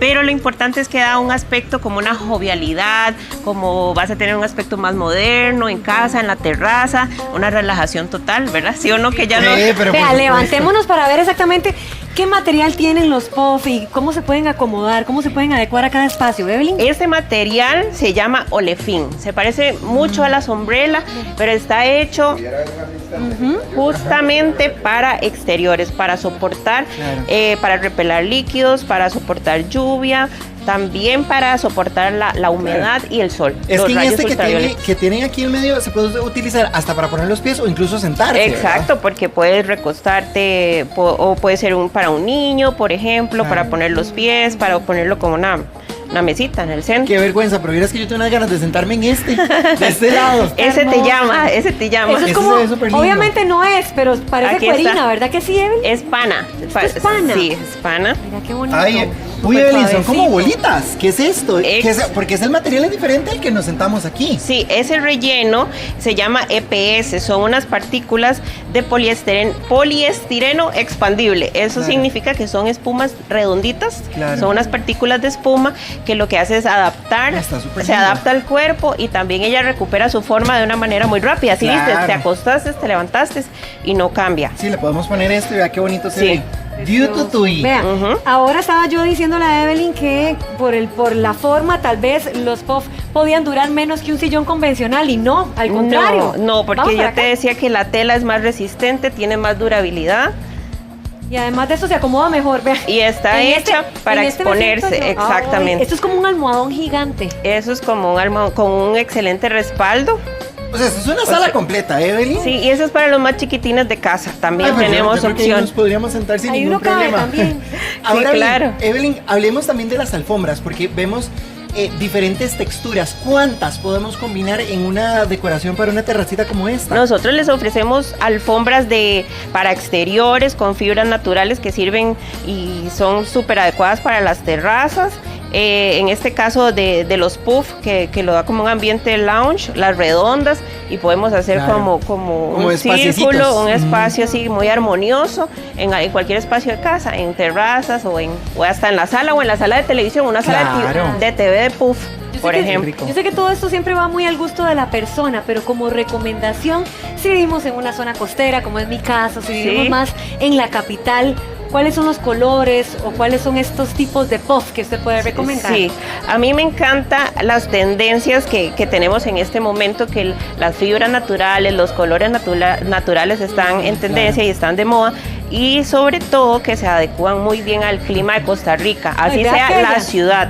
Esa mesa, por ejemplo, de madera que se ve con aquella canasta, ¿de qué material es? Es un tronco de madera reciclado. ¿Y la canasta? Es de teca. La canasta es fibra natural, es ratán. Ah, se ve lindísima. Sí, pintado. Vea, ¿verdad? Charlene, siéntese. Vea, este es más tropical. Este O sea, es como eres piel canela, canto de pasión y arena. ¿De qué materiales son estos, doña Evelyn? Este Me falta el también, cóctel nada más este aquí, también ¿no? es olefín. Este también es el mismo material que hablamos, que está muy bien hecho para el exterior, muy bien pensado para el exterior y para la alta durabilidad, El Charlene. olefín, si lo tenemos afuera, no sé, que tenemos una casa de playa, esto lo podemos poner y resiste Sí, porque bastante. esto repela el líquido, no lo absorbe. Claro, y este otro, digamos, ya vimos el de rayas azul, que es donde está Charlene en este momento disfrutando. Y por ejemplo, aquel otro que es más tipo cama. Ese tiene la particularidad o la diferencia que es inflable. No sé si ya se dieron cuenta. Bueno, aquí las gotas de lluvia, aquí podemos ver. Pero igual es muy cómodo. Sí, es muy cómodo y tiene un colchón que lo puedes. La facilidad es que lo puedes quitar, desinflar y inflar y puedes aprovechar los espacios de esa forma. Evelyn, ¿dónde está usted ubicada? En Escazú, pero tenemos 3 tiendas en Guanacaste, que es la tienda más grande, en Tamarindo, en Escazú y en Orotina. De esta manera nos despedimos. Muchísimas gracias. Con gusto. ¿Cómo se le responde a un tipo de estos que por una hamburguesa triple dice que están buscando un sugar daddy? Buenos días y qué dicha que nos está acompañando. Buenos días a todos los que nos ven también. Bueno, yo tuve que preguntar al respecto de esto porque no estaba muy enterada de la triple hamburguesa y hace como 2 meses ya alguien me explicó qué era lo que había pasado. Bueno, varios, ¿verdad? Cosas que suceden. Por una triple hamburguesa, no vas a ser el sugar daddy de nadie, número 1. Y creo que no hubo ahí conexión, no por hamburguesa o no. Simplemente no había conexión entre ellos dos. Bien, se dieron cuenta. Entonces todo sigue. Pero decir que tiene que pagar la triple hamburguesa, era el primer date, si no quería hacerlo, no lo hubiera hecho. Así de sencillo, ¿verdad? Digo, porque cuando uno lo invitan, ojalá que sea desde el deseo que a uno lo invitan. No porque es un mandato, no porque es una obligación, o porque ¿qué esperaba él también al pagar la triple hamburguesa? Digo, no entiendo. Pero en la primera cita, ¿paga el hombre, doña Silvia? ¿O cómo funciona eso? Yo creo que la dinámica, o sea, si a uno lo invitan a salir, ¿verdad? A mí me llegan y me dicen, mira, salgamos y yo paso por vos, yo te invito. Ya me está invitando. Si desea invitarme, todo bien. Pero si es, y si nos vemos en algún lado, uno ya, ¿verdad? Ya se debe como entender el mensaje de que se van a ver ahí. No es una invitación formal. Yo tengo un amigo que decía que tenía la regla de las 3 citas. Me llamó mucho la atención. En la primera le invita. En la segunda le invita, pero la otra hace como medio el intento. Y en la tercera, qué bonito que ella también diga, hey, no, en esta invito yo. ¿Verdad? Él tenía esa regla. Me pareció bonito, pero creo que todas las parejas tienen dinámicas muy distintas. Eso hablando en temas también de relaciones previas, digamos, de salir antes de tener una relación. Don Leiner, aquí cómo le explicamos también a las parejas las distintas situaciones en las que se pueden tomar distintas decisiones. Sí, yo creo que, vamos a ver, en primera instancia, esta situación, digamos, yo por lo menos la analizo desde un punto de vista muy jocoso, porque claramente es una preconcepción, seguramente una elaboración de su experiencia previa con las mujeres. Hay una gran inseguridad en un hombre que cree que por pagar 3 hamburguesas está contratando una sugar daddy. Me parece que efectivamente, vamos a ver, la norma social es que si invitas a una pareja a cenar, a salir, a tomar un café, pues por cortesía tú pagas siempre la primera vez. El que invita paga, digamos, la primera vez. Ahora, cuando hay una conexión y cuando hay una relación, ahí empieza un proceso de negociación. Y conforme va avanzando ese proceso de negociación, tenemos parejas que desarrollan una gran habilidad y una gran capacidad para administrar los recursos. Ojo que no es solo el dinero, los recursos de la familia o de la pareja o del grupo social.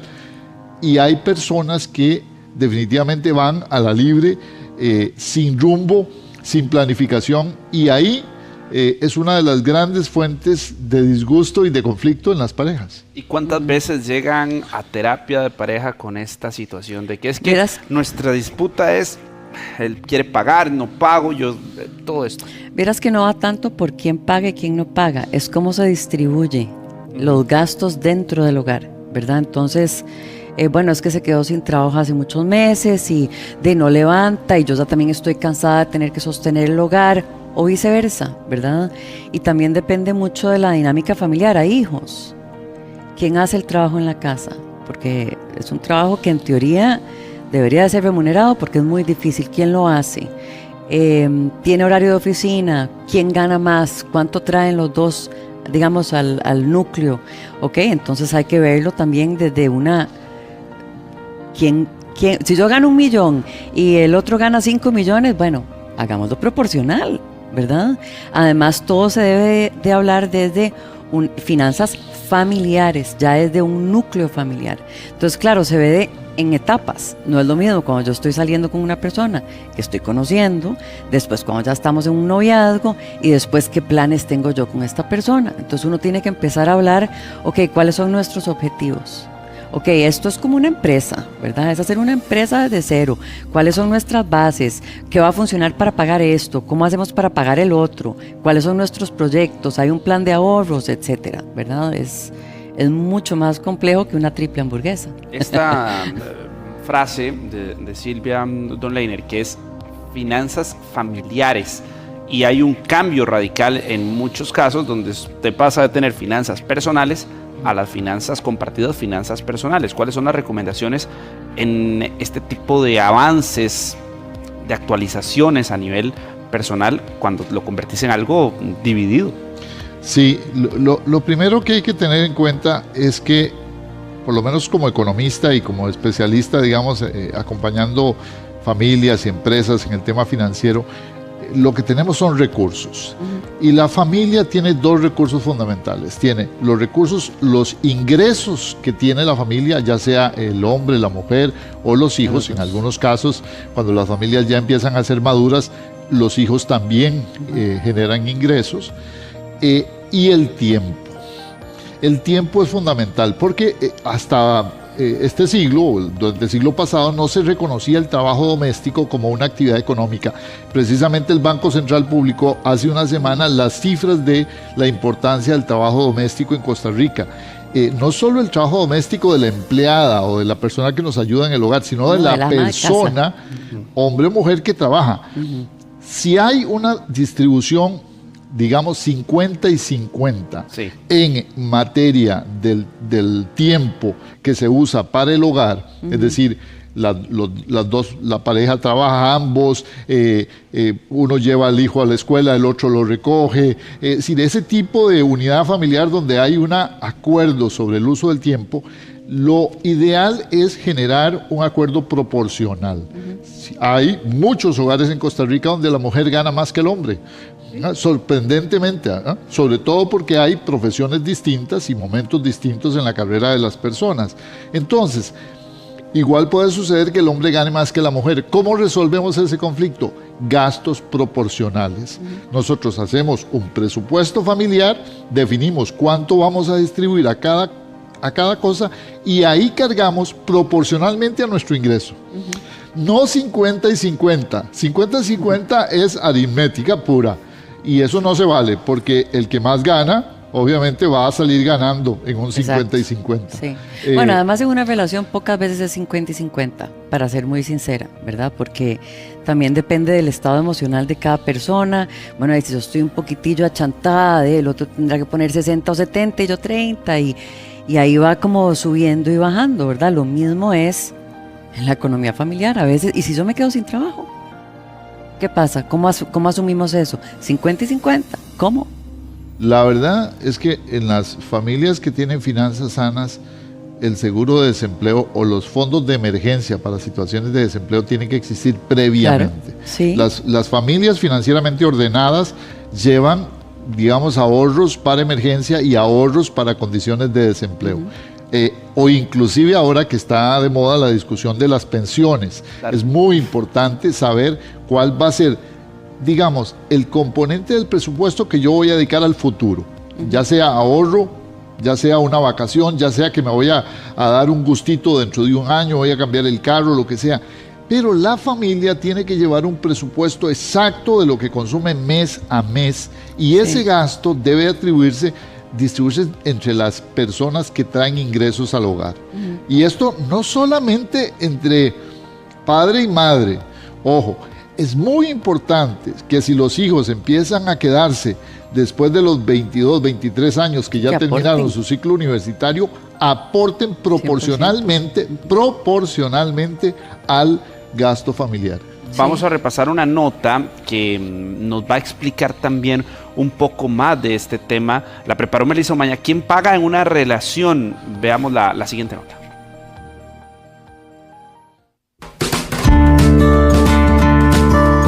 Compartir la vida con alguien también significa compartir responsabilidades. Pero cuando llega el momento de pagar el alquiler, los servicios, el supermercado o una salida de fin de semana, surge una pregunta que cada vez genera más conversación. ¿Cómo deberían dividirse los gastos en una relación? Para algunos, lo justo es pagar todo por partes iguales. Para otros, cada quien debería aportar según lo que gana. Lo cierto es que no existe una fórmula universal, pero sí decisiones que pueden fortalecer o desgastar la convivencia.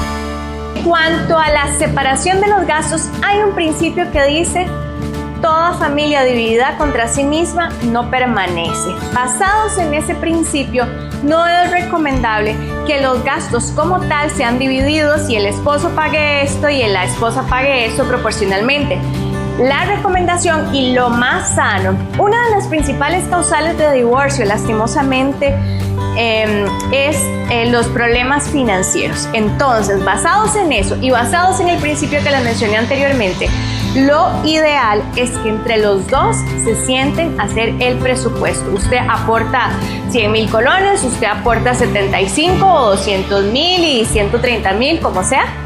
Los dos saben con qué cuentan como equipo y entre los dos se ponen de acuerdo en los gastos, ¿verdad?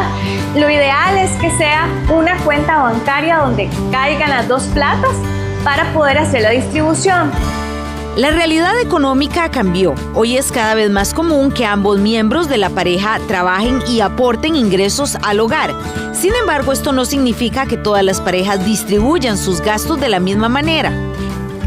Expertos dan recomendaciones de cómo gestionar la distribución de los pagos. En todas las parejas siempre hay uno más gastón y hay otro más estructurado. Siempre hay uno más antojadizo y otro más comedido. Siempre hay uno que le encanta hacer un botaratas y otro que le encanta ahorrar.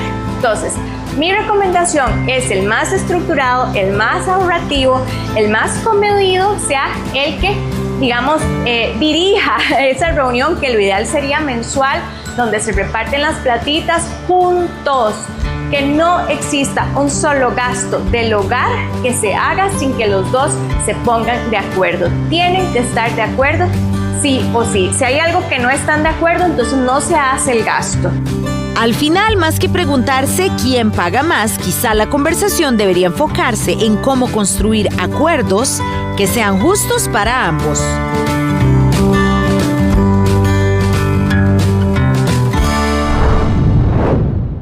¿Qué pasa con el machismo aquí también? Que desde años anteriores se pueda decir en una familia, es que el hombre es el que tiene que proveer en esta casa. Ganen lo que ganen. Sí, bueno, ahora lo comentábamos un poco, ¿verdad? Es que espera la sociedad también del hombre y esto es un peso muy fuerte también para el hombre, ¿verdad? Tengo que ser proveedor, tengo que trabajar, tengo que ganar más plata, tengo que traer esto a la casa, tengo que esto y el otro y el otro. Esto muchas veces es lo que espera la mujer del hombre también. Entonces estamos también sosteniendo un poco ese machismo social, ¿verdad? de yo esperar que me regalen algo, yo esperar que hagan algo en la casa y esperar siempre que el hombre sea el que es el sostén de esa parte. Y la realidad es que todo cambió bastante, ¿verdad? Ahora trabajan el papá y la mamá, o la pareja trabaja, y ellos tienen que sentarse a hablar no solo de las finanzas del hogar, sino cuál es el presupuesto y qué quiero gastar yo, digamos, cuál es mi salario personal y cuál es el suyo, ¿verdad? Y cada uno hace con sus cosas personales lo que quiera, que me quiero comprar esto, que me fui al salón, que me fui a esto, que me fui al otro, sin que exista el ¿en qué gastaste? Pero ¿qué fue? Yo revisé las cuentas y hay un depósito medio raro. Eso no se debería dar, ¿verdad? Eso ya es entrar en cosas personales o individuales de cada uno, pero esto debería de estar como ya escrito, ¿verdad? Previamente. No, esto es lo que me toca a mí y eso es lo que le toca a usted.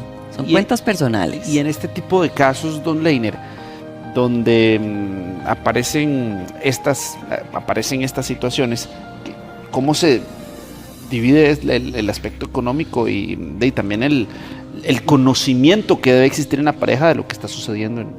Sí, bueno, lo primero es que hay muchas versiones de pareja, ¿verdad? Sí. Demasiadas. Y entonces, como versiones de pareja hay, versiones de acuerdos sobre el tema presupuestario hay. Uh-huh. Entonces, el tema del presupuesto no es solamente la técnica y la aritmética de cuánto gasto en cada cosa y cuánto te toca a ti y cuánto me toca a mí. El tema del presupuesto es que sea un acuerdo y que sea un cumplimiento no forzoso, sino que sea un cumplimiento intencional. Cuando yo acompaño este tipo de parejas a esta discusión sobre el presupuesto, es muy importante que ambas partes queden satisfechas. Y lo que decías alrededor de, por ejemplo, hay un presupuesto que es personal, que son mis gastos personales, que si pasando me antojé de comprarme, no sé, una hamburguesa o de ese día pasar a la peluquería, bueno, los hombres que tenemos que pasar, qué sé yo, al salón y me antojé de un masajito facial, lo pueda tener sin el remordimiento de que tengo que pedirle permiso a mi pareja para gastar esa platita de más. Ojo, los acuerdos presupuestarios deberían, digamos, de ser parte del proceso de formación de la pareja, porque el proceso después, cuando ya la pareja está instaurada, nuestra sociedad tiene, lamentablemente, elementos muy machistas asociados de nuestra cultura campesina, donde el hombre era proveedor y la mujer era ama de casa. Esa figura cambió. La sociedad de hoy es una sociedad mucho más igualitaria, mucho más integrada, pero el mismo presupuesto es una herramienta muy interesante para compensar los periodos de desempleo. A lo largo de la vida, por ejemplo, los economistas más o menos pronosticamos 3 fases de desempleo en su desarrollo profesional. Una pareja tiene que tener un seguro de emergencia ante una eventualidad pérdida de uno de los 2 ingresos durante 3, 6 o hasta un año. El fondo de capitalización laboral es una parte para eso, pero deberíamos de tener un ahorro de emergencias. Ahora, miren, cuando hay amor y cuando hay una buena comunicación, es muchísimo más fácil encontrar los acuerdos. Pero sí, de mi experiencia, y yo no soy coach de pareja, ¿no? Yo soy coach financiero, yo acompaño a los temas financieros. Miren, las personas que se ordenan financieramente terminan diciéndome, las parejas, mire, es que resolvimos la mitad de las cosas por las que discutimos. Sí, lo que pasa es que lo financiero también en muchas parejas es un tema de control, ¿verdad? Y en una sociedad como en la que vivimos, que es muy machista, existe esto, aunque los dos trabajen. Porque es cierto, toda la dinámica familiar cambia, ¿verdad? Antes solo el hombre trabajaba y la mujer, digo, por lo general, esto no es, yo conozco personas que trabajan hace muchísimos años y, ¿verdad? Y se esperaba que solo el hombre trabajara. Hoy por hoy, sí, trabajan el hombre y la mujer, pero la mujer también lleva la carga de muchísimas cosas del hogar, ¿verdad? Y eso no ha cambiado tanto como creemos. A mí me sorprende cuando la gente dice, ay, qué bueno, ¿verdad? ¿Cómo ayuda? Lleva y trae a los chicos y los lleva al doctor. Pero que yo sepa, también es el papá, ¿verdad? Sí. Eso lo creo yo, que tengo 44 Pero años. también hay la otra versión, la mujer que de alguna manera dice, el salario del hombre es el salario de la familia y lo que yo me gane es mío. Por supuesto, no, por eso existen esas dos situaciones. Lo que pasa es que eso sí es muy nuevo. Eso que comentas sí es de una sociedad mucho más nueva. No se hacía hace 50 años. Veamos cómo les va a los ticos, que nos fuimos a la sabiduría popular a preguntarles precisamente eso. ¿Quién paga en la relación? ¿Cómo se definen los gastos en su relación? Veamos. Pues yo siento que debería ser mitad y mitad, la verdad. Pues sí, a veces se ha generado como cierta responsabilidad que caiga pues en una sola persona, pero yo siento que para el año en que estamos, ¿verdad? Ya debería ser como pues más equitativo, pues. Para pagar los dos juntos. Todo lo unimos y lo pagamos los dos. O sea, de los dos todo. Mira, yo digo que eso ya es, digamos, un acuerdo, porque en mi caso, mi pareja y yo, todo es, nos ayudamos, entonces, todo es a la mitad, cuando él no puede, yo puedo, y así vamos. Entonces eso es una ayuda entre los dos.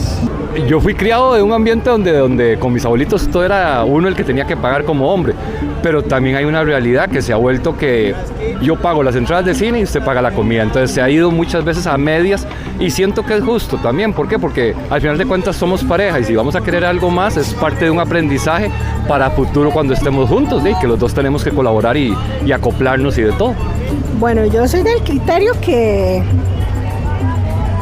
la masculinidad correcta es protectora y la feminidad correcta es la que atiende y dirige el hogar.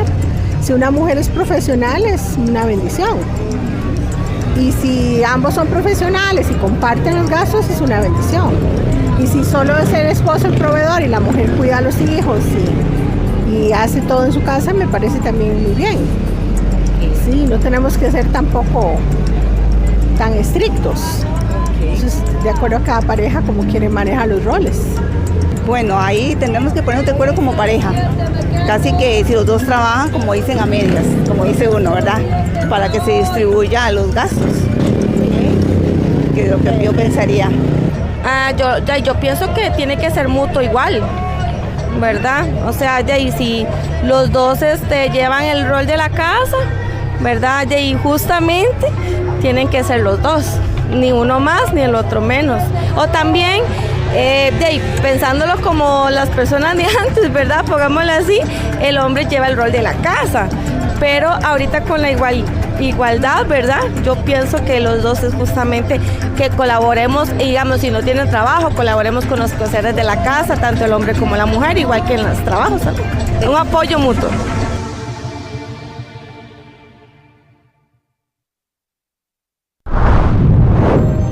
Este tema está generando muchísimo, así que también nos pueden enviar sus audios 8883-1111. Vamos a ir a la pausa 10:56 y ya venimos con las conclusiones. Y déjenos su audio también 8883-1111. ¿Quién paga una relación? ¿Cómo lo hace usted en su casa? Cuéntenos, ya venimos. Buenos días, repasemos este primer audio. ¿Con quién hablamos? Hola. Yo opino que no es justo que sea siempre el hombre que lleve toda la responsabilidad de los gastos del hogar. Si bien ahora estamos en otros tiempos, pues desde el tiempo de antes las mujeres también trabajábamos y nunca dijimos, este dinero es mío, yo hago lo que yo quiero. No, yo en mi caso personal, yo siempre he administrado el dinero mío y el de mi esposo. Y siempre, gracias a Dios, todo salía bien. Saludos. Gracias. Otro audio más. Buenos días. Hola. Buenos días, bendiciones. Yo creo que lo más importante en una relación es la comunicación. Y yo creo que dependiendo de los ingresos, y el que más gane, independientemente si es el hombre o la mujer, pues es el que puede aportar un poco más, pero lo importante es que los dos aporten. Bueno, muchas Yo gracias. creo que pueden ser los dos, pero también todo depende de los ingresos. Si los dos pagan, digamos, ganan igual o parecido, de ahí puede ser un 50 y 50, pero si digamos uno de los dos gana más que el otro, siempre es bueno equilibrarlo. Muchas gracias. Conclusiones muy rápidas de nuestros expertos. Doña Silvia, después de lo que abordamos hoy, ¿qué le podemos decir a la gente en casa? Bueno, esos audios están muy bien, ¿verdad? Vamos a ver. Más que un tema financiero, porque no soy economista, soy psicóloga, uno tiene que saber que una pareja tiene que funcionar o contar con bases en 3 aspectos primordiales, ¿verdad? Tener comunicación. Si yo tengo un buen canal de comunicación y no escondo cosas y todo lo puedo canalizar bien, tengo mucho ganado, muchísimo, ¿verdad? Después, pues tiene que existir deseo, ¿verdad? Una relación se construye con una base de amor, ¿verdad? Y no es como que, ay, bueno, yo lo amé y siempre lo voy a amar. No, el amor es todos los días, yo le dedico tiempo para que esto crezca. Si yo tengo esas 2 cosas y existe el deseo de que esto suceda, esta relación, ¿verdad? Vamos a llegar a buen puerto, ¿verdad? Sí, tiene que ser proporcional, ¿verdad? Si una persona se queda en casa y tiene que hacerse cargo de todas las labores en la casa, pues tiene que existir una remuneración también por ese trabajo que hace, porque si no estaría afuera trabajando, ganando igual que su pareja, dependiendo, pero sí es proporcional. Don Leiner, muy rápido una conclusión ya para irnos. No, yo creo que tenemos que ahondar en este tema más en la cultura financiera de nuestras familias y de nuestros ciudadanos. Efectivamente, muchas veces llegamos a una relación de pareja sin haber discutido el tema del presupuesto y de la distribución de los gastos en el hogar. Creo que es fundamental que las parejas nuevas, sobre todo las parejas jóvenes, hablen de esto, sin tapujos. Esto no es un tema aritmético, es un acuerdo. Y cuando hay un acuerdo y se cumple por las 2 partes, creo que pueden haber distintas modalidades, uno más, otro menos, pero que sean felices. Que nos dejen sus comentarios también. Este programa queda a través de nuestro YouTube Grupo Entretenimiento Repretel y también estará en Spotify Grupo Repretel. Mañana, la mamá perfecta sí existe. Sí existe. La mamá perfecta sí existe y lo vamos a hablar mañana. Rafa, buen día. Claro que existe, Carlos, es la mía. Saludos a usted y a las mentes maestras de hoy muy amables.